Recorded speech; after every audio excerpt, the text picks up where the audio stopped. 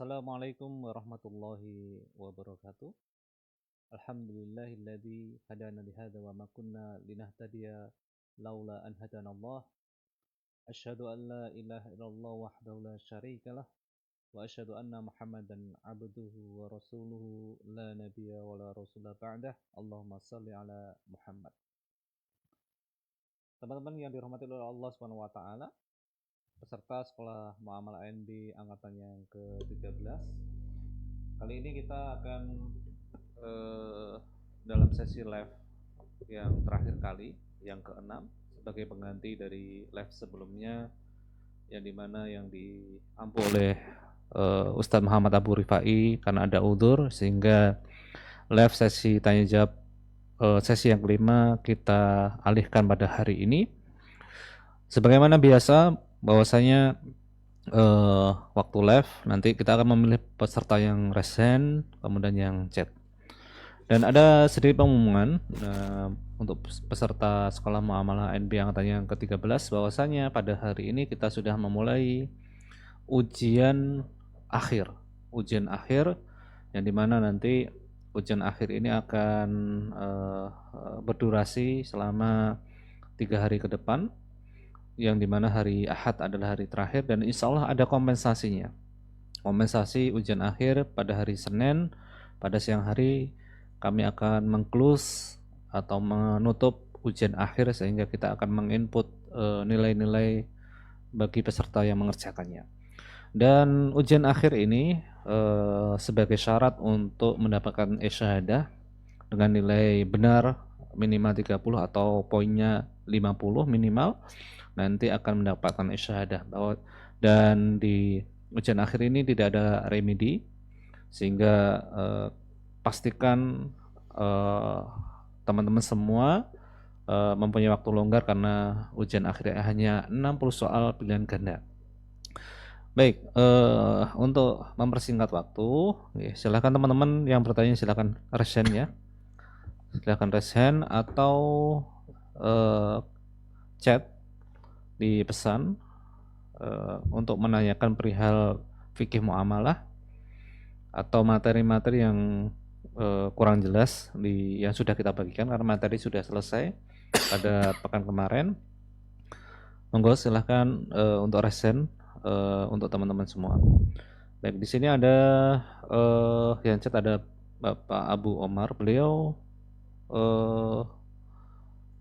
peserta pertama yang bertanya. Tapi sebelumnya kita sapa dulu ya. Di sini ada Ustadz Muhammad Abu Rifai. Assalamualaikum Ustadz. Waalaikumsalam warahmatullahi wabarakatuh. Sehat Ustadz? Alhamdulillah. Ya. Kemarin sempat sakit ya Ustadz. Iya, qadarullah. Tapi ya, alhamdulillah sudah baikan. Baik, tadi mukadimahnya agak lama Ustadz. Karena kita harus mengumumkan beberapa info ya terkait karena materi sudah selesai dan hari ini kita mulai ujian akhir Ustaz. Baik, di sini ada pertanyaan Ustaz, langsung kita jawab ya. Sini ada Bapak Abu Umar, beliau menanyakan perihal yang pertama adalah jualan konten digital seperti PDF dan video berisi ilmu-ilmu teknikal atau tip terkait apakah halal atau dibolehkan Ustaz? Yang pertama. Baik. Bismillahirrahmanirrahim. Alhamdulillah wassalatu wassalamu ala Rasulillah wala haula wala quwata illa billah. Para peserta sekolah Muamalah ANB angkatan ke-13 yang semoga selalu dirahmati dan diberkahi oleh Allah Azza wa Jalla. Kita bersyukur kepada Allah di malam hari ini kita bisa bersua secara online di sesi diskusi dan tanya jawab, dan kita akan mulai dari pertanyaan yang pertama mengenai produk digital. Dan kalau bicara tentang apakah halal untuk diperjualbelikan atau tidak, ini nanti kita akan flashback kembali materi kita mengenai syarat sah jual beli, terutama di sisi objek gitu ya. Jadi untuk objek akad ini ketika dia memenuhi syarat sebagai harta, itu boleh untuk diperjualbelikan. Nah, nanti kalau ditanya apa syarat atau indikator sesuatu itu disebut dengan harta, jawabannya ada dua. Sesuatu itu memiliki manfaat, lalu yang kedua manfaatnya adalah manfaat yang mubah. Kalau dua ini terpenuhi pada objek yang kita mau transaksikan, berarti secara produk itu sudah tidak ada masalah karena dia punya manfaat dan kemudian mubah. Termasuk tadi kalau produknya digital, tidak ada wujud fisik memang. Sama seperti tadi pertanyaan, boleh nggak kita jual buku secara teks atau secara fisik, buku cetak, yang mana isi buku cetak itu adalah ilmu-ilmu dunia yang itu sifatnya mubah? Jawabannya boleh. Dan online tadi, digital, itu sebenarnya tidak jauh berbeda dengan produk-produk fisik, hanya saja wujudnya yang berbeda, cara mengaksesnya, cara mendapatkannya tidak lagi dengan sesuatu yang kita pegang, tapi mungkin dengan download file atau email dan sejenisnya. Jika tidak ada unsur yang diharamkan, ya sudah, dia diperbolehkan. Biasanya yang menjadi catatan kalau bicara produk digital itu adalah plagiasi ataupun tadi pencurian produk orang lain. Ada yang kadang dia hanya kopas saja, tidak apa-apain, langsung dijual ulang, membajak itu tidak boleh. Biasanya rentannya di situ. Jika kita bukan pembajak, ya sudah, tidak ada masalah. Wallahu a'lam. Baik. Ini yang resen belum ada ini. Sepertinya tidak apa-apa, dari chat saja dulu. Baik, ini yang kedua lagi Ustaz, dari Bapak Abu Umar. Ana ingin mengajak rekan untuk usaha Ana, namun rekan Ana ini belum mengaji sunnah dan banyak sekali syubhat yang sering dilakukan. Namun mereka masih muslim Ustaz. Seperti ada yang belum berkerudung, ada yang masih dengar musik dan lain sebagainya. Di samping itu, kemampuan dan keilmuan mereka terhadap usaha Ana akui lumayan bagus. Apakah yang harus kami lakukan? Bolehkah saya bergabung dengan usaha mereka bergabung dengan usaha saya? Baik, mengenai dengan syarik ya. Syarik itu artinya rekan kongsi. Apa syarat seseorang itu bisa dijadikan sebagai syarik atau rekan kongsi dalam syirkah, dalam bisnis? Yang pertama, agama gitu ya, itu tidak menjadi syarat sah. Dengan kata lain, boleh nggak saya punya mitra, punya partner non-muslim? Jawabannya boleh. Sehingga seorang muslim kongsi dengan non-muslim menjalankan bisnis itu boleh. Rasul itu dulu di zaman jahiliyah dan Rasul juga punya partner non-muslim, tidak masalah. Dan ketika di Madinah, ketika muamalah dan yang lain, itu tidak ada pengaruh. Jadi agama bukan syarat sah menjadi kongsi. Cuman memang yang menjadi catatan adalah apakah si rekan kongsi kita itu di saat dia terlibat dalam bisnis, ya, mau nggak dia ikut aturan ya syariat? Ini yang perlu di cross check. Sehingga tadi kalau misalkan ada calon rekan kongsi saya atau calon partner saya, misalkan dia tidak pakai jilbab, atau misalkan dia masih melakukan pelanggaran-pelanggaran syariat, apakah serta-merta ketika dia menjalankan bisnis dia nggak mau taat syariat? Belum tentu. Bisa saja nanti, nah ada orang mungkin dia nggak pakai jilbab, tapi begitu bicara bisnis, perjanjian, kesepakatan, kita kunci itu di awal. Saya mau asalkan begini-begini. Kita yang membuat aturan main. Kalau dia setuju, ya nggak apa-apa, silakan rekrut, silakan ajak join. Nah, jadi kata kuncinya di sini, dia ikut syariat mau nggak dalam bisnis tersebut. Nah, ini di mana kita kunci? Di kontraknya, di dokumen perjanjiannya, di situ diikat. Kita bisa nih jalankan bisnis yang pertama, tidak menjual produk yang haram. Yang kedua, tidak terlibat dalam transaksi, misalkan suap menyuap, penipuan, riba. Jadi do and done-nya itu mana yang boleh, mana yang enggak, itu di-clearkan semua, rincikan, tawarkan sama dia. Begini perjanjiannya, kerjasama bisnis kita, kamu setuju enggak? Kalau setuju, ya sudah, bisa jalan. Sama, kalau kita mau rekrut non-muslim jadi rekan kongsi kita, itu boleh nggak? Jawabannya boleh. Selama tadi dia bisa patuh dengan regulasi syariat dalam urusan bisnis. Karena kita punya kepentingan sama dia dalam bisnis. Dan bisa jadi kalau kita tadi bisnisnya bagus dengan dia, itu menjadi wasilah untuk dakwah kepada orang itu. Ketika dia melihat komitmen kita bagus, amanah, dan seterusnya, justru dia tersentuh. Wah, ternyata orang ini bagus ya dalam muamalahnya. Akhirnya dia terinspirasi, yang awalnya nggak pakai jilbab jadi mau pakai jilbab, yang awalnya mungkin masih melakukan pelanggaran-pelanggaran atau belum sholat 5 waktu, dia jadi mau sholat 5 waktu. Seperti itu. Selama kita bisa pegang poin ini, silahkan. Dan nanti dikasih saja catatan. Jika poin ini dilanggar, ya kan, ada pelanggaran di bagian ini, pembubaran misalkan. Kita pecah kongsi, nah itu diatur di awal, di set dari awal, di-clearkan, nggak usah ditutup-tutupi, buka aja. Setuju nggak? Setuju ya sudah, jalan, bismillah. Seperti itu. Allahu a'lam. Baik, alhamdulillah ini ada yang resen Ustadz. Ada ini saudara atau saudari ya, M.A. Kafka. Yang resen silakan untuk open mic-nya.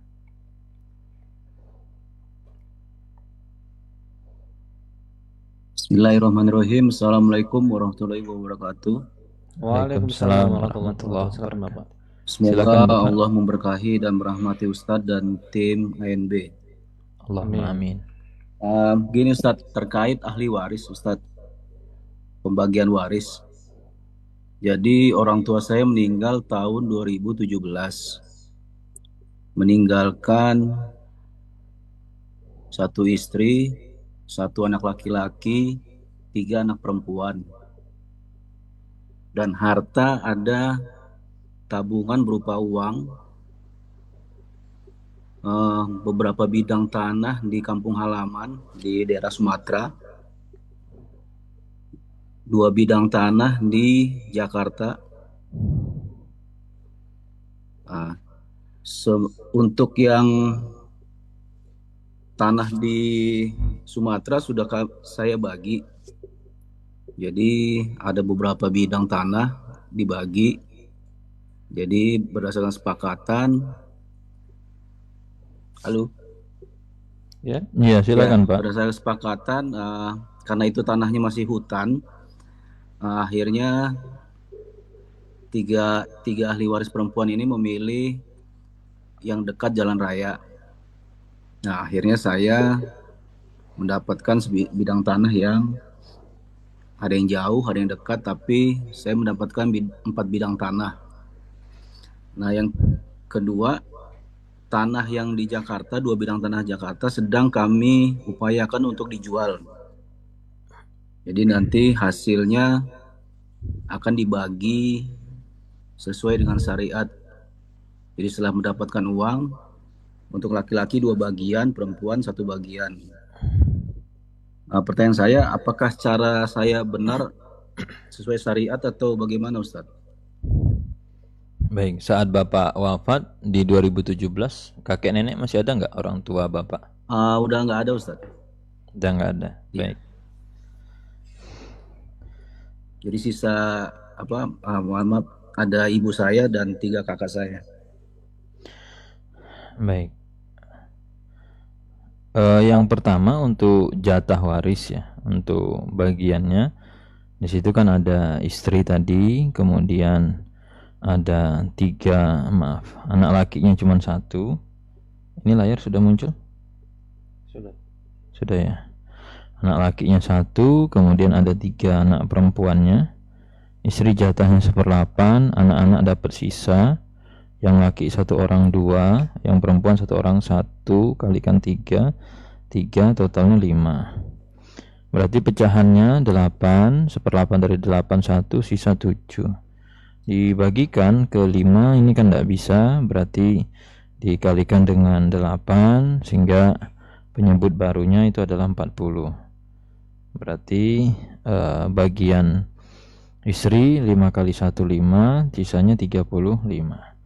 Maka bagian istri nanti dapatnya 5/40, kemudian bagian anak laki dapatnya 14/40, anak perempuan masing-masing 7/40. Terkait dengan teknis pembagian, sebenarnya Bapak bisa buat tabel saja. Jadi tabelnya seperti ini, nomor, kemudian harta. Ya. Kalau pengen tahu jatah per orang berapa, nilainya kira-kira, ini dikalikan dengan total harta secara nilai ya. Jadi kalau total hartanya 10M, ya kalikan saja dengan 10M, buat punya bayangan, oh masing-masing tuh nanti kira-kira berapa tuh angkanya akan muncul di sini. Sedangkan kalau mau model teknis satuan, yang karena tadi kan bentuknya beda-beda dan setiap tanah itu posisinya tidak sama lokasinya, dan setiap lokasi itu harga per meternya bisa beda. Betul, Dibuatlah Ustaz. seperti ini, nomor, kemudian harta waris, kemudian nanti di sini ada kolom harga, yang ini bisa diupdate terus. Nah, nanti tinggal ditulis saja, misalkan, dan ini kalau ada 10, ada 20, silakan diteruskan daftar asetnya atau daftar hartanya ke bawah. Lalu ada jumlah orang tadi kan, ada kolom di sini 5/40. Lalu ada yang punya tadi 14/40. Kemudian ada yang punya tadi 7/40. Ada yang punya 7/40. Dan ada yang punya 7/40 gitu. Nah, ini tinggal misalkan tadi tanah yang di mana, misalkan tanah yang di Jakarta. Ya sudah, diinput saja tanah di Jakarta itu, misalnya dia tanah 1. Nah, berapa harganya? Harganya kurang lebih misalkan 2M. Ya sudah, kalau dia laku 2M nanti kan ketahuan. Si istri ini anggap si A dia punya 5/40 dari 2M, si B 14/40, si C, si D, si E. Sehingga nanti kalau ini harga akan ketemu total di sini, total nilai warisan, dan akan ketahuan kan total itu munculnya dari mana saja, rinciannya, dan kemudian si A akan ketahuan nih berapa total jatah dia, dan itu tersebar di mana saja. Di tanah 1 dia punya sekian, di aset 2, di aset 3, akhirnya nanti dapat total, dan begitu seterusnya. Jadi secara teknis kurang lebih seperti ini, tinggal nanti yang dipegang adalah porsi masing-masingnya, 5/40, 14/40, 7/40. Ini dipakai itu aja pecahannya gitu Pak. Kalau tanah yang di kampung bagaimana Ustaz? Karena sudah saya bagi-bagi, jadi ada yang dapat 1 bidang tanah, ada yang 2. Ya tergantung nilainya Pak, tergantung nilainya. Karena Tanah yang di kampung nggak bisa dinilai Ustaz. kan nggak mungkin Bapak beli tanah nggak ada nilainya. Ya harganya nggak, kalau di Jakarta kan bisa ada harga pasaran Ustaz. Iya, kalau tanah itu Bapak jual ada nggak harganya? Ya, Atau kalau ada yang mau beli ini untuk kamu gratis, Bapak kasih orang gratis enggak? Atau orang bayar? ya harganya Tanah Bapak itu ada harganya enggak? kalau di kampung sih Gratis. Kalau gratis saya nggak mau. nggak ada Nanti kasih ke harganya. saya. Kalau memang gratis lo ya, pasti ada harga Pak. Enggak mungkin enggak ada harga. Paling simpel, Bapak cek aja kalau tanah ini kita jual ke orang berapa dia bayar sama kita. Paham? Itu harus dijual dulu apa bagaimana Ustaz? Enggak harus. Cuman kan nanti ketahuan totalnya kan. Total tanah di kampung tuh berapa petak, satu petaknya berapa, sudah kan ketahuan. Jatah Bapak kan punya 14/40 kan. Yang Bapak terima saat ini tuh di bawah 14/40 atau di atas. Paham? Iya, iya, iya. Di total dulu biar ketahuan itu nilai tanahnya berapa. Nggak mungkin nggak ada harga, nggak mungkin RP sama dengan 0 tuh nggak mungkin. Kalau Makanya tadi kan, diestimasi boleh Ustaz. ya itu yang saya bilang tadi, kalau tanah itu Bapak jual ke orang, kira-kira nilainya berapa? Iya, iya, iya. Kan nggak mungkin nggak ada harga kan Pak? Pasti ada harganya kan? Itu buat tahu bahwa Bapak itu ngambil jatah lebih nggak dari jatah Bapak gitu loh. Oh, iya, iya, iya. Oke, oke, oke, oke. Tujuannya ke sana. Kalau 0 kan ngapain? Nggak, berarti nggak ada nilainya tanah itu. Oke. Baik, wallahu a'lam. Baik, kita beralih di chat Ustaz. Ada Pak Oleh ini. Beliau bertanya terkait mudharabah Assalamualaikum warahmatullahi wabarakatuh. Assalamualaikum. Ustadz Afan, ini saya mau bertanya tentang mudharabah sebelum dibagi ke pemodal. Minta cara pembagiannya Ustadz dan rinciannya. Terus pembagian keuntungan itu dari hasil bersih apa dari hasil kotornya? Di perjanjian itu pemuda dapat 40% dan pengelola dapat 60%. Baik. Yang pertama, kalau bicara bisnis, usaha, apapun bentuknya ya, baik syirkah ataupun mudharabah, sangat penting sekali adanya pencatatan keuangan. Jadi kuncinya itu ada di tata kelola keuangannya. Misalkan tadi ya, usaha mau pakai skema apa? Pakai skema misalkan mudharabah. Nah, kalau pakai skema mudharabah berarti pemilik ya, kalau kita bicara makanya nanti mudharabah harus dibedakan secara kepemilikan. Kalau kepemilikan gitu ya, dengan bagi hasil. Nah, ini kan sebenarnya yang sebenarnya bikin rumit itu orang ketika kerjasama melakukan akad, karena tidak terbiasa dengan laporan keuangan, tidak terbiasa dengan pencatatan keuangan, akhirnya dia bingung sendiri. Kalau bicara kepemilikan, misalkan ada dua orang, A sama B.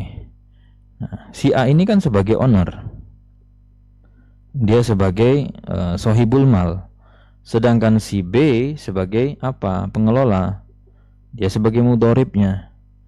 Ini porsi sahamnya 100 berbanding 0. Karena si B itu tidak punya dia kepemilikan pada objek mudharabah tersebut. Nanti fungsinya kita tahu kepemilikan, berarti di sini akan muncul kan laporan apa? Laporan neraca, balance sheet-nya. Nah, laporan neraca itu nanti akan tahu berapa nih kekayaan usaha ini, berapa akan kepeta di laporan neraca itu apa? Satu, kita akan tahu total asetnya, baik asetnya bergerak, tidak bergerak, liquid, tidak liquid, tangible, intangible, terserah. Bentuk asetnya apapun itu akan kedetek. Dan akan ketahuan juga nanti berapa total utang liabilitasnya dari si usaha ini. Nanti kita akan bisa baca data berapa tuh netnya aset dari perusahaan ini, itu dari laporan neraca. Sedangkan bagi hasil, ini nanti yang kita lihat apa? Yang kita lihat adalah laporan laba rugi. Bisa nggak kita melakukan bagi hasil? Bisa, asalkan nanti lihat laporan laba ruginya ternyata apa? Untung, ada laba secara pembukuan. Nah, tentu kalau kita bicara laba di sini ataupun hasil, kan tidak mungkin muncul laba kalau modalnya itu belum balik gitu. Karena kan simpelnya biasanya hasilnya gitu ya, omsetnya apapun yang didapatkan itu kan akan dikurang dengan biaya cost yang muncul, baik dia nanti fixed cost ataupun yang variable cost, biaya operasional, biaya-biaya yang lain gitu kan. Nanti akan muncul lah laba, hasil bersih. Ini yang kita bagi gitu.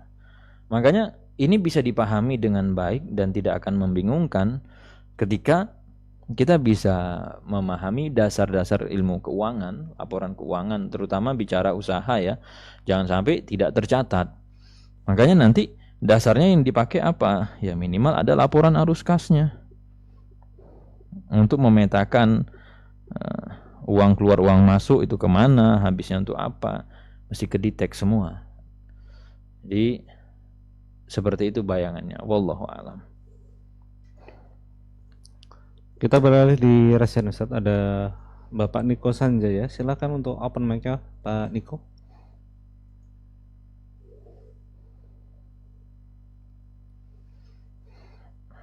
Silakan Bapak.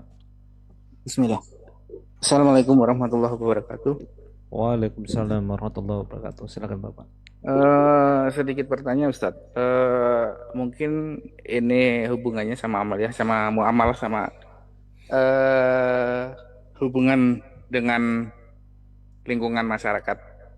Kebetulan saya eh, baru saja kemarin ada kebagian tempat, tapi sebelum saya jawab, ada di tempat saya di sini masih ada rutinan malam Jumat gitu ya, mungkin ya Yasin tahlil kayak gitu. Saya pribadi sebenarnya nggak mengikuti yang seperti itu, namun ketika ada undangan, saya dalam rangka menghormati dan memenuhi undangan, saya datang. Kemudian kemarin saya ditembusi sama pengurusnya. Saya kebagian jatah untuk menyelenggarakan. Itu kira-kira gimana ya Ustadz untuk menjawabnya? Atau mungkin apa yang harus saya lakukan? Mungkin seperti itu dari saya Ustadz. Assalamualaikum warahmatullahi wabarakatuh. Waalaikumsalam warahmatullahi wabarakatuh. Baik, terkait dengan kegiatan di masyarakat ya. Misalkan ada rutinitas yasinan tiap malam Jumat ataupun malam Kamis dan yang lain, kemudian kita diminta sebagai tuan rumah, apa yang kita bisa lakukan. Saya nggak tahu ya kondisi di sana seperti apa, karena memang ini sekali lagi sangat bergantung dengan kondisi di masyarakat. Ada warga itu yang dia sifatnya tidak ada paksaan. Jadi kalaupun misalkan kita keberatan, mohon maaf, misalkan kita belum berkenan untuk jadi tuan rumah, ya mereka nggak apa-apa, mereka bisa memahami gitu ya. Jadi misalkan berarti bapak nih misalnya ikut Muhammadiyah gitu. Jadi di sebagian masyarakat itu bisa memaklumi hal itu gitu. Jadi kayak ya enggak apa-apa kalau bapak tidak melaksanakan tuh, kita bisa hormati gitu ya. Jadi ada juga memang di beberapa daerah itu sampai di level misalnya dikucilkan atau kemudian sampai dimusuhi dan yang lain. Maka sekali lagi itu kembali kepada kondisi. Kemudian kalau misalkan kita tidak bisa menolak nih sampai di level bakal kisruh gitu ya, bakal ribut dan seterusnya, sebenarnya bisa disiasati. Jadi tetap kumpul, mereka datang ke rumah, tapi agendanya diganti gitu kan. Ini kita tidak baca surat Yasin, bacanya surat Al-Baqarah misalkan gitu ya. Jadi kan sebenarnya amaliyah itu kadang dia tidak ada masalah dengan bacaan Yasinnya sebenarnya gitu ya, tidak ada masalah. Cuman ketika dia ditaksis, dihususkan di momen tertentu gitu ya, dengan tata cara tertentu, biasanya di situ saja yang jadi problem. Nah, bisa nggak diganti dengan yang lain? Bisa. Diganti dengan apa? Diganti dengan tahsin, diganti dengan apa? Dengan kegiatan-kegiatan yang bermuatan positif, seperti misalkan undang saja penceramah gitu. Kita hadirkan penceramah, jadi di sesi sesi intinya gitu ya. Jadi bapak-bapak gitu, ini sebelum makan-makan, biasanya kan ada makan-makan, setelah itu ada sebelum konsumsi dikeluarkan itu, ini kita ada sesi ceramah biar beda sedikit itu. Jadi cara kita berinteraksi dengan masyarakat itu enggak harus selalu saklek gitu ya. Artinya ya bisa, Pak, ini misalnya tadi tebusan di warga, Pak, ini mohon izin Pak ya, khusus di rumah saya nih Pak, biar beda gitulah Pak ya kan, yasinan sudah hatam sudah misalkan, ganti aja, ini saya mau ngundang ada ustadz kondang nih misalkan gitu kan, atau biar beda lah Pak ya, ini kita misalkan kajian, terserah, pokoknya intinya gitu kan, acara jalan. Kan yang bermasalah bukan malam Jumatnya gitu, bukan malam ininya gitu, penghususan ibadah-ibadah di momen itu gitu. Jadi ganti saja dengan sesi ceramah, sesi tahsin. Ini ada tafsir Pak, kita kan ganti aja tuh tafsir surat Yasin, enggak apa-apa gitu. Jadi malam ini kita enggak baca Yasin, tapi malam ini kita membaca atau menggali hikmah daripada surat Yasin itu. Enggak apa-apa, tetap aja konteksnya surat Yasin. Cuman apa? Ya tafsir surat Yasin. Jadi masyarakat senang juga itu biasanya. Jadi ada nuansa berbeda. Yang penting konsumsinya jalan dan seterusnya. Itu Pak. Jadi saran saya kalau memang di posisi tidak bisa menolak dan yang lain, enggak apa-apa, jalan aja. Tapi tadi dengan bisa jadi itu sangat menginspirasi mereka sehingga besok besok kita ganti aja lah. Pekan pertama tafsir, pekan kedua nanti tahsin, pekan ketiga apa pula lagi gitu. Seperti itu mungkin saran Pak. Wallahu a'lam. Masya Allah. Ternyata ada ini Ustaz ya. Baik, insya Allah tidak masalah. Yang penting elegan dan lebih soft aja untuk yang semacam ini. Baik, kita beralih di chat Ustaz. Ini ada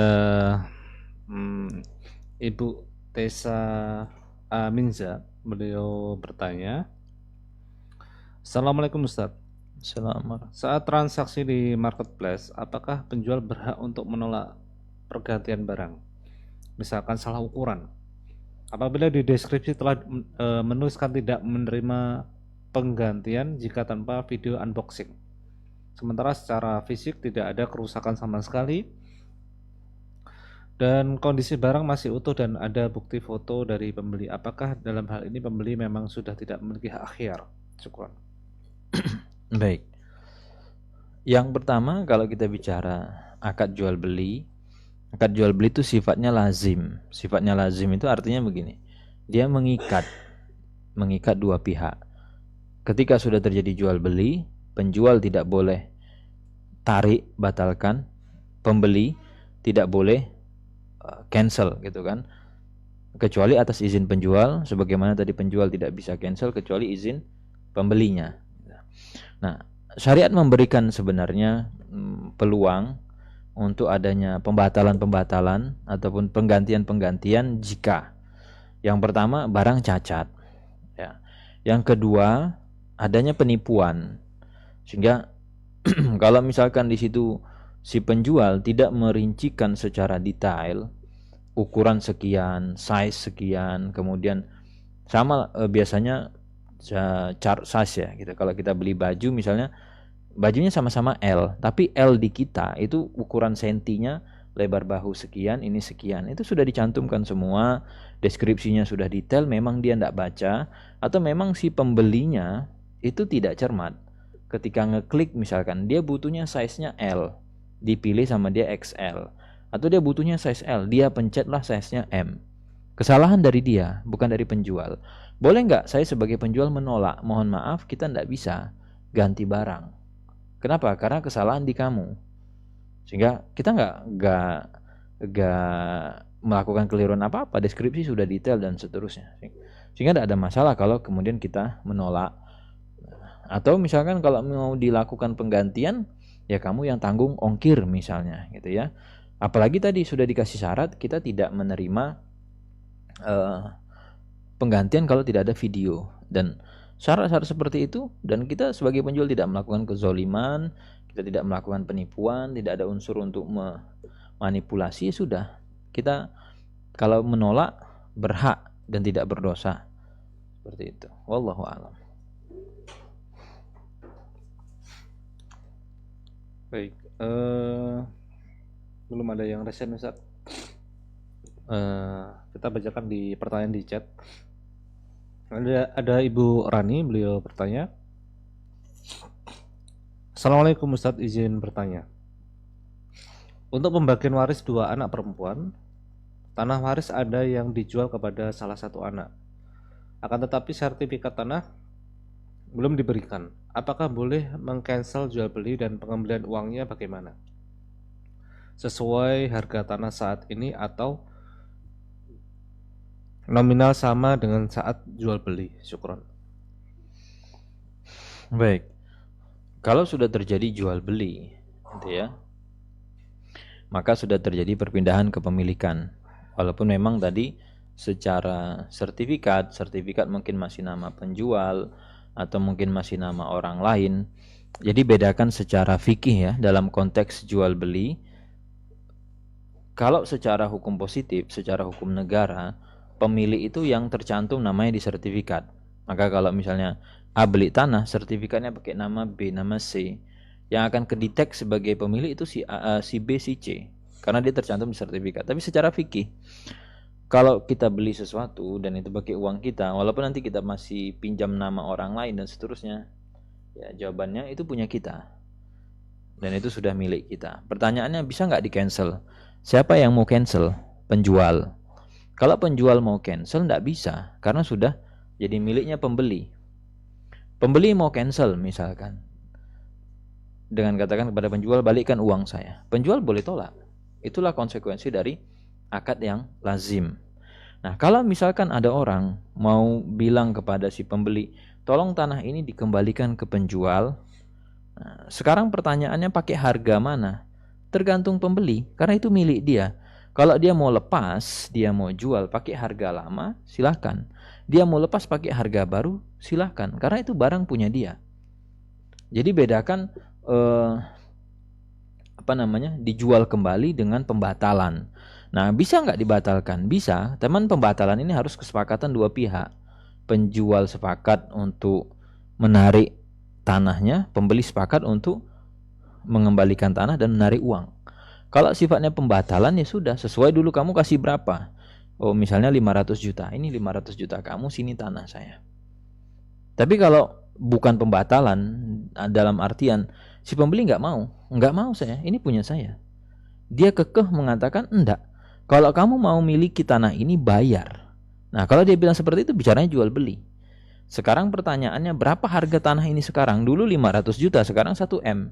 Kalau kamu mau dapetin tanah ini, silahkan ambil, tapi kasih saya 1 M. Saya enggak mau 500 juta. Itu harga 10 tahun yang lalu, sekarang sudah 1 M. Sehingga tolong dibedakan antara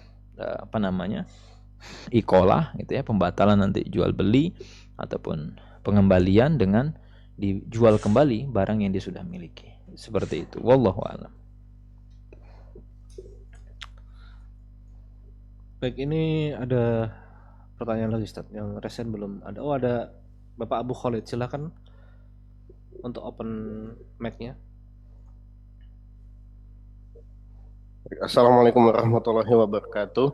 Assalamualaikum warahmatullahi Ustaz, mohon izin saya bertanya. Pada minggu lalu saya sudah bertanya sama Ustadz Amin Nurbait terkait masalah apakah kita boleh bertransaksi dengan orang yang pendapatannya kemungkinan atau mayoritas atau pastikan itu pendapatan haram. Jawabannya beliau adalah boleh. Nah, kemudian yang mau saya tanyakan di sini, apakah boleh misalkan kita ini bertransaksi dengan orang yang pendapatannya jelas-jelas, mohon maaf, dari non muslim dan itu adalah gereja. Kayak itu yang pertama, Ustadz. Terus yang kedua, karena bidang yang saya kerjakan ini adalah bidang perbaikan elektronik, lebih tepatnya kayak komputer dan HP. Nah, kemudian apakah seandainya kan gini Ustadz, ada suatu perbaikan yang membutuhkan spare part yang kebetulan itu kita memang tidak punya spare partnya. Nah, untuk mencarikan spare part itu, bolehkah saya meminta DP dulu atau bagaimana Ustadz? Mohon solusinya. Jazakumullahu khair. Hubungannya sama gereja tadi apa, Pak?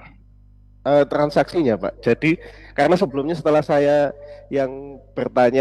bertanya, kemudian ada penanya lagi, itu beliau kebetulan buka usaha fotokopi. Masalah dia mau memfotokopi doa-doa gereja. Nah, kata Ustadz Amin Nurbait nggak boleh gitu. Nah, sekarang jadi saya yang bertanya. Nah, kalau misalkan ada, mohon maaf, ada institusi non muslim, kebanyakan sih gereja kayak gitu, untuk perbaikan device ke saya, itu gimana? Boleh nggak kita menolak, atau maksudnya gini, boleh nggak kita terima? Device-nya si gereja maksudnya. Betul, karena untuk dipakai kegiatan kegerejaannya mereka. Baik. Yang pertama tadi kalau bicara DP ya, jadi mengenai DP, kita servis laptop atau kita menyediakan jasa servis apalagi komputer, boleh nggak kita minta DP? Boleh, karena itu adalah jualannya jasa. Jadi ketika kita menjual produk, dan produk itu sebenarnya sudah kita miliki, wujudnya apa? Skill. Wujudnya apa? Keahlian. Jadi orang itu datang ke kita ya karena kita punya skill, karena kita punya keahlian. Berupa apa? Jasa servis. Jasa servis ini kita sudah miliki, sudah ready di kita. Maka kalau tadi Bapak misalkan, saya mau nih perbaiki, di mana saya posisinya sebagai penjual, tapi syaratnya kamu harus bayar. Boleh. Jangankan cuma DP, Bapak minta bayar total pun bisa.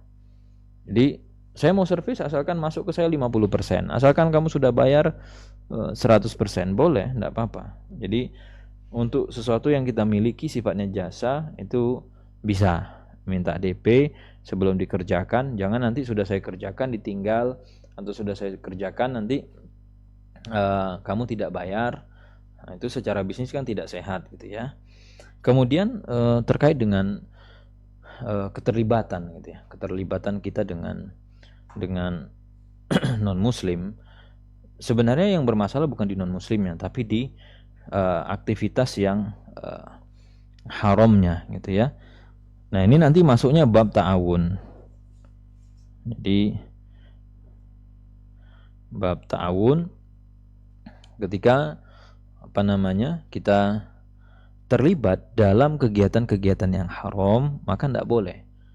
Jadi wala ta'awanu alal ismi wal udwan. Kita tidak boleh punya kontribusi keterlibatan pada sesuatu yang haram. Jadi kalau sekedar HP.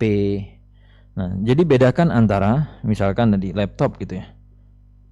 Kalau yang membeli laptop misalkan pendeta, boleh nggak kita jual laptop kepada pendeta? Jawabannya boleh. Tapi boleh nggak kita jualan laptop ke gereja? Nggak boleh.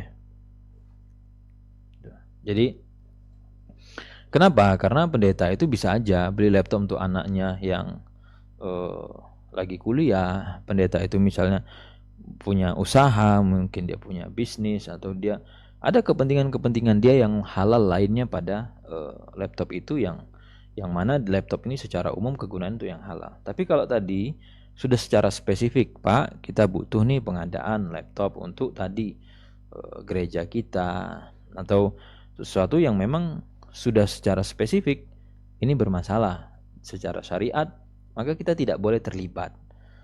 Apapun itu ya, mau sekecil apapun. Termasuk, nah di gereja ini kan ada banyak sekali aktivitas, Pak. Ada misalnya aktivitas 1 sampai 100. Mungkin kita keterlibatan kita di satu aktivitas saja. Aktivitas apa? Bersih-bersih gereja misalkan, atau aktivitas apa. Sehingga kalau kita meyakini itu adalah aktivitas yang bermasalah, kita tidak boleh masuk di situ, tidak boleh terlibat di situ. Nanti tinggal diganti, apakah gereja ataupun nanti misalnya sesuatu yang haram lain, khomer gitu ya, miras, atau nanti perjudian. Sama kalau nanti gereja, kalau misalkan berarti bermasalah nih kalau kita bahas gereja karena dianggap intoleran dan seterusnya. Enggak, kita hanya menjelaskan hukum secara syariatnya. Tinggal nanti ganti aja gerejanya, misalkan apa, kasino gitu ya, perjudian. Boleh nggak servis laptop komputer yang ada di tempat perjudian? Nggak boleh. Kenapa? Itu praktek yang diharamkan syariat. Dan di dalam bisnis kasino, bisnis perjudian, atau itu ada mata rantai, ada bisnis prosesnya.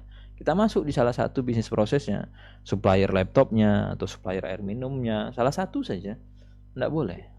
Jadi keterlibatan kita pada yang haram itu tidak diperbolehkan. Wallahu a'lam.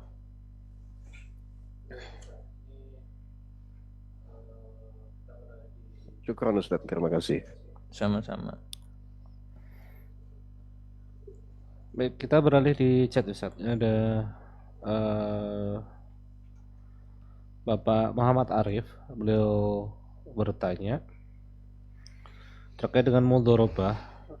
Jika pelaku usaha memiliki skill tertentu atau misal punya resep masakan atau sudah punya merek, apakah dia berhak dianggap sebagai pemilik bisnis? Itu dianggap sebagai aset intangible, apa ini? Ya, tidak berwujud, intangible. Ya, kelihatan. Yang menuntut dinilai tinggi. Baik.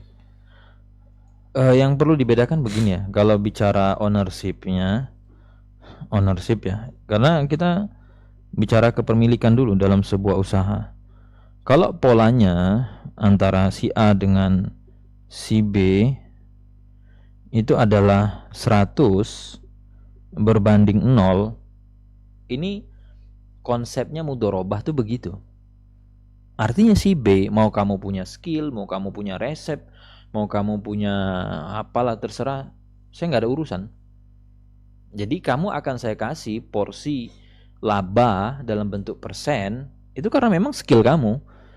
Jadi konsepnya mudorobah itu adalah ya persis mirip kamu tuh karyawan saya.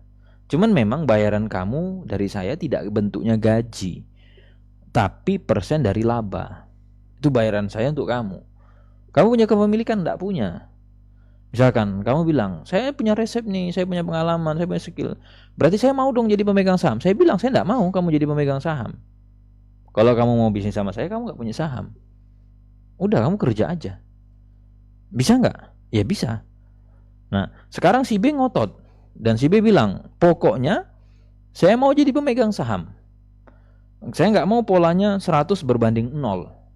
Berarti bukan mudorobah namanya. Jadi yang dibilang mudorobah itu yang begini, ini mudorobah.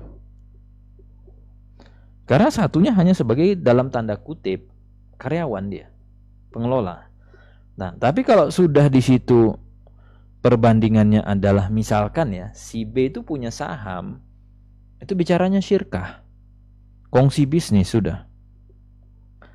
Kalau bicara syirkah, berarti 100%-nya nanti A ditambah B sama dengan 100%. Dan di sini perbandingannya tidak 100 banding 0. Tinggal nanti si B itu, kamu punya apa? Kamu punya resep. Oke, kita nilai dulu. Berapa nilai resep kamu? Yang katanya masterpiece lah katanya. Oke, berapa nilainya? Itu dinilai. Dan ini dalam pembahasan syirka, ketika ada yang store modal, ini store modal, sehingga nanti resep itu bukan milik si B lagi. Karena yang namanya syirka itu akan menjadi campur. Enggak punya si B lagi dia.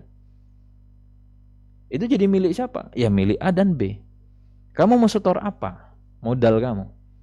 Merek misalnya, suatu brand. Berarti brand itu ketika di store sebagai modal kamu, dia akan jadi merek berdua. Nggak punya kamu lagi. Tinggal kita lihat nanti berapa nilai brand kamu ini. Ya, kita hitung-hitungan di awal. Supaya ketemu berapa perbandingannya X berbanding Y-nya tadi. Supaya ketemu 100. Itu syirkah namanya. Jadi konsepnya tidak lagi pakai konsepnya mudorobah, tapi konsepnya syirkah. Dan ini harus di-clearkan di awal. Yang resep kamu klaim hebat itu gitu ya, resep yang kamu klaim nilainya tinggi itu berapa? Aset eligible itu harus ada standar ukurnya. Nggak bisa, wah pokoknya nilai resep saya sekian. Sebentar, belum tentu resep kamu itu manjur. Jadi satu bisnis itu belum tentu kuncinya di resep. Bisa aja kuncinya di marketingnya. Bisa aja nanti kuncian dia justru di mana, misalnya di produk lain. Produk kamu justru nggak laku. Nah ini kan harus dibahas di awal. Itu yang harus dibedakan dulu. Wallahu a'lam. Baik, ini ada Bapak Omar lagi untuk pertanyaan yang lainnya. Beliau bertanya, untuk pembayaran digital menggunakan virtual payment di platform usaha kita, apakah hukumnya dibolehkan, Ustaz? Atau lebih baik proses pembayarannya ditransfer langsung ke rekening bank tanpa menggunakan payment gateway yang biasanya berisi beberapa default opsi pembayaran seperti kartu kredit atau credit card. Hal ini saya tanyakan karena usaha digital Ana juga rencana untuk customer di Indonesia dan luar negeri. Oke. Kalau ditanya mana yang lebih baik, ini sekali lagi selama tidak ada pelanggaran syariat boleh saja Pak. Bapak ini kan sudah bicara strategi bisnis ya. Karena kalau kita menggunakan pihak ketiga pakai jasanya si payment gateway itu, dia punya kelebihan apa? Biasanya otomatis. Ya sudah autopilot ya, sudah kita tidur pun jam 1 malam ada transaksi itu secara otomatis sistem akan proses. Jadi ada orang misalkan belanja kemudian jam 1 malam lagi tidur, itu akan masuk tuh, teng, transfer, email masuk dan seterusnya konfirmasi otomatis dia by system sudah. Cuman tadi dikatakan cuman kan pasti ada fee kan ketika kita mau withdrawal itu, ketika mau tarik itu pasti ada dia minta sekian. Itu sekali lagi hitung-hitungan lah ya, hitungan bisnis itu. Kemudian kalau tadi misalnya pembayaran dengan kartu kredit, nah itu yang di reject gitu loh. Misalkan kami tidak menerima, cari opsi itu gitu. Jadi supaya nanti orang itu bayarnya tidak menggunakan kartu kredit. Nah, bisa nggak dengan pembayaran selain kartu kredit? Bisa harusnya gitu ya. Nanti tinggal dicari saja. Kalau memang problemnya di kartu kreditnya. Gitu. Nah, bagaimana dengan pembayaran internasional? Misalnya ada customer dari luar negeri, bisa nggak kita terima pembayaran tapi tidak melalui kartu kredit? Nah, itu yang diupayakan atau dicari. Jadi ada sekarang juga kan sudah banyak kecanggihan teknologi ya, di mana orang tetap bisa tuh bayar pakainya apa? Sebenarnya dia kartu debit kan, kartu debit biasa, cuman dia sudah bisa menjalankan fungsinya kartu kredit. Nah, itu yang kita, jadi dia nggak perlu ngutang kan sebenarnya, dan tidak terlibat riba. Ada yang kadang kita hanya butuh top up dulu, masukkan sejumlah berapa kita butuhkan, nanti dari situ udah ada isinya, baru bisa kita lanjutkan transaksi. Tuh. Jadi kalau poin yang tadi trouble-nya di sisi kartu kreditnya, ya nanti itu yang dicari saja, disiasati supaya transaksi kita tidak menggunakan itu. Wallahu a'lam. Baik, ada satu lagi Ustadz, ini pertanyaan di chat karena tidak ada yang resen. Ini ada Ummu Kahfi. Beliau bertanya, rumah waris kita renovasi, apakah uang renov kita kembali atau bagaimana Ustadz? Baik, kalau ini tergantung ibu niatnya apa. Jadi sekali lagi yang merenovasi rumah waris tergantung niatnya apa. Kalau niatnya adalah sedekah, niatnya adalah memberikan hadiah, nggak boleh ditagih. Ya karena saya niatnya bantu. Jadi ada rumah waris misalkan miliknya siapa? Milik 3 orang. Sudah. Nah, sudah mulai rusak tuh. Lalu si A inisiatif apa? Dia renov lah rumah ini. Pakai duit si A. Ini kan harusnya kewajibannya ahli waris, kewajibannya 3 orang sesuai porsi saham mereka. Nah, jadi kalau misalkan nih 3 orang ini, si A punya 25 misalnya, si B 25, si C 50% misalnya.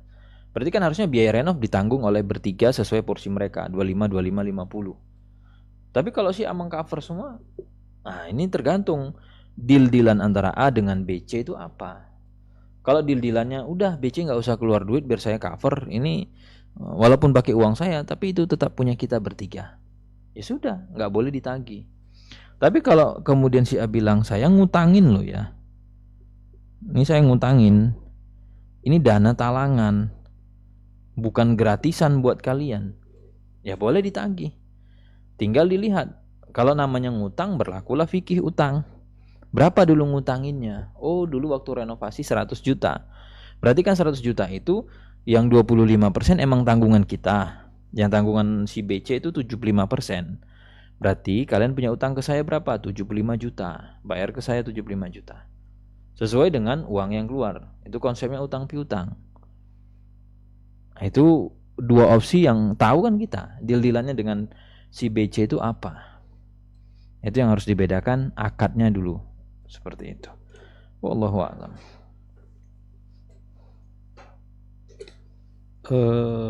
Ini yang resen belum ada Ustaz.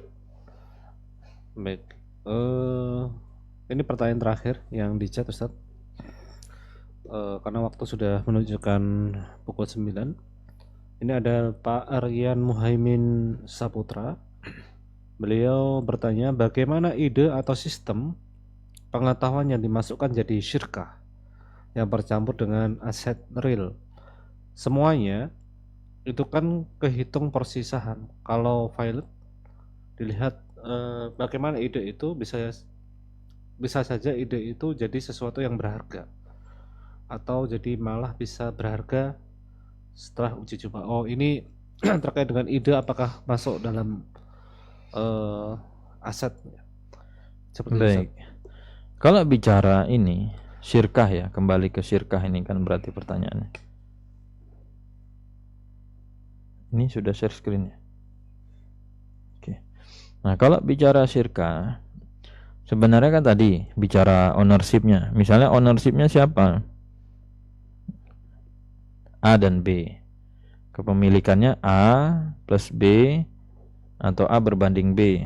Misalnya sama-sama punya berapa? Sama-sama punya 100%. Maaf, 50-50. Ya sudah, nanti ide, kontribusi, saran, ilmu dan yang lainnya ini ketika dieksekusi gitu ya. Ya, pengaruhnya terhadap apa? Terhadap laporan neraca kan. Jadi bobot sebuah bisnis itu kan kita bisa lihat di neracanya. Sebenarnya berapa sih berat bisnis ini? Berapa sih total aset yang dia miliki, baik tangible, intangible, bergerak, tidak bergerak, liquid, tidak liquidnya, aset investasinya, terserah semuanya. Akan kedetek ke peta di situ. Naik turunnya. Oh, sekarang total aset bersih kita naik tuh. Total aset bersih kita turun. Ya kan sebenarnya nggak ada urusan. Yang kita pegang kan ini. Kamu punya 50%, saya punya 50%. Tinggal lagi nanti isi neracanya berapa. Kalau misalkan ternyata isi neracanya justru minus, ya nggak apa-apa. Kamu punya 50% dari utang, saya punya 50% dari utang. Jadi isi neraca ini nggak ada masalah. Dan ini kan dipengaruhi dengan apa? Dengan activity yang ada pada bisnis itu. Ya, ide tadi, kemudian dieksekusi, menjadi action, menjadi suatu produk. Ada produk yang fail, ada, enggak apa-apa. Berarti secara otomatis mereka akan kekurangan tuh, karena mereka akan habis biaya liquidnya untuk keluar untuk sana, nggak ada pemasukan.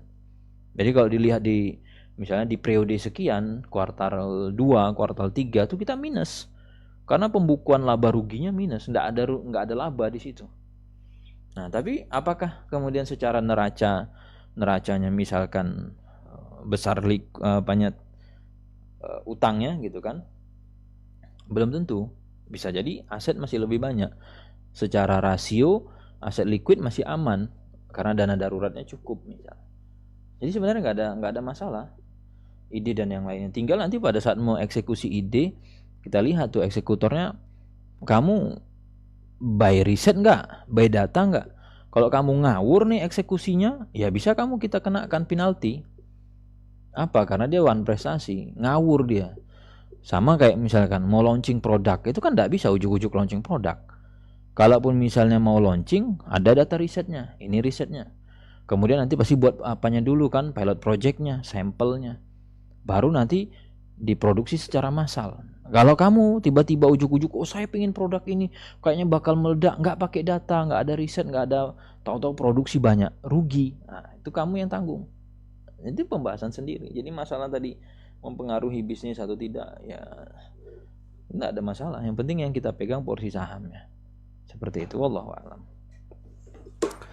Baik, sepertinya cukup Ustaz.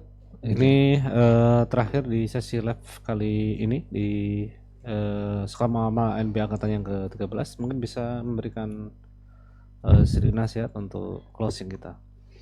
Baik, terima kasih Bapak Ibu yang sudah bergabung di kesempatan malam hari ini.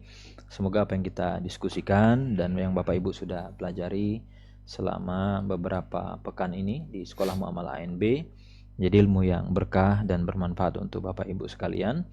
Dan juga ada video-video rekaman yang Bapak Ibu bisa tonton ulang, dan harapannya nanti kita bisa amalkan ya dalam keseharian kita, sehingga harapan kita, harta yang kita miliki itu menjadi harta yang berkah, bermanfaat untuk kita dunia dan akhirat.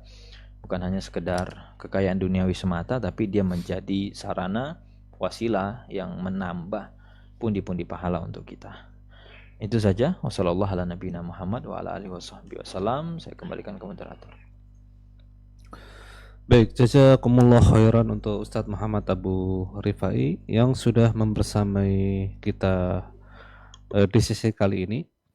Dan sedikit pengumuman untuk teman-teman semua, ujian akhir sudah kita mulai. Sistem kami sudah mendeteksi bahwasanya sudah ada 18 peserta yang sudah mengerjakan ujian akhir. Dan ujian akhir ini insya Allah hanya sampai di hari Ahad. Adapun nanti kompensasinya paling lambat itu hari Senin, ya, 18 Agustus di siang hari itu kompensasi terakhir, dan link ujian akhir akan kami tutup dan tidak ada remedi setelah ini. Adapun untuk teman-teman yang izin sakit misalkan atau safar, silahkan menghubungi admin agar bisa mengkondisikan terkait dengan ujian akhirnya. Dan ujian akhir ini sebagai syarat untuk mendapatkan isyahadah dengan nilai minimum 50 atau 30 benar dari 60 soal yang kami berikan. Maka untuk itu sebelum mengerjakan kami himbau untuk teman-teman semua untuk murojaah materi yang sudah ada, kemudian ketika sudah membuka link pastikan waktu terbaik untuk mengerjakannya, karena sekali lagi karena ini menggunakan sistem durasi 90 menit, ketika membuka link dan mengisi maka waktu akan terus berjalan, dan ketika tidak diisi maka dia akan terinput nilai secara otomatis. Jadi pastikan menyisihkan waktu terbaik dalam mengerjakan ujian akhir kali ini. Dan pada malam ini kita tutup dengan doa kafaratul majelis. Subhanakallahumma wa bihamdika asyhadu an la ilaha illa anta astaghfiruka wa atubu ilaik. Wassalamualaikum warahmatullahi wabarakatuh.